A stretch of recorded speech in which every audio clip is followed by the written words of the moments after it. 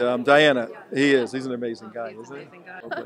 What did you think of the whole thing here? I thought this was extremely compelling. I'd been aware, but the notion that the team involved in that act that was released by the buffoon we have as vice president, who, as one of the panelists said, in a tuxedo and with half a load on, disclosed the actual team name of the assault team that led that strike. It's extraordinary. You almost begin to see a very sick quid pro quo. And here is what if this were a thriller, what we would be looking at is the scenario is that you could almost situation, given how we know how we prostrated ourselves to Islamic authorities in previous cases, Michael Behennet case, the Evan Vela case, and so on, where it seems like we definitely have sacrificial lambs in prison now to appease Islam.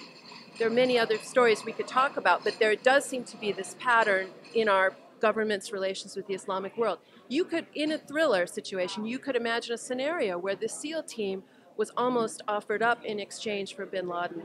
Now, that sounds extremely fanciful, and it is certainly the stuff of fiction at this point. However, what we're hearing about in terms of questions not answered, officials not standing up to take responsibility, the 7 Afghans who were on the manifest but yet not on the flight, or were they on the flight, then the theatrical event that Bagram body casket exchange included, with the imam cursing, using the standard Islamic prayer, of course, right, cursing Jews and Christians, cursing these American heroes to hellfire.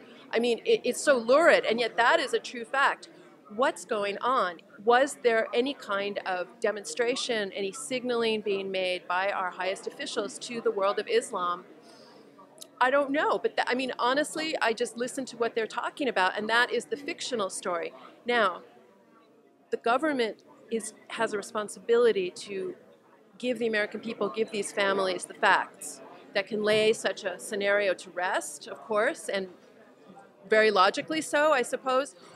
But give them the facts. Give us the truth. We have too many cover-ups. We've had too many cover-ups in our history, and we're having more and more of them. And we can connect this to Benghazi. We can look at this. There is something really rotten going on, and Americans need to call their representatives and say, could you find out what happened to our heroes in Afghanistan? Well, you need to follow up on this because, and we have about 1,200 pages of information. The shoot down on August 6th was not with an RPG, a lucky RPG shot, as the government is saying, but it was actually a manpad out of Libya that came from Libya to the Taliban in Afghanistan with targeting device systems on it, which would make it a whole different deal. Do we know it's a manpad? No, we don't know that.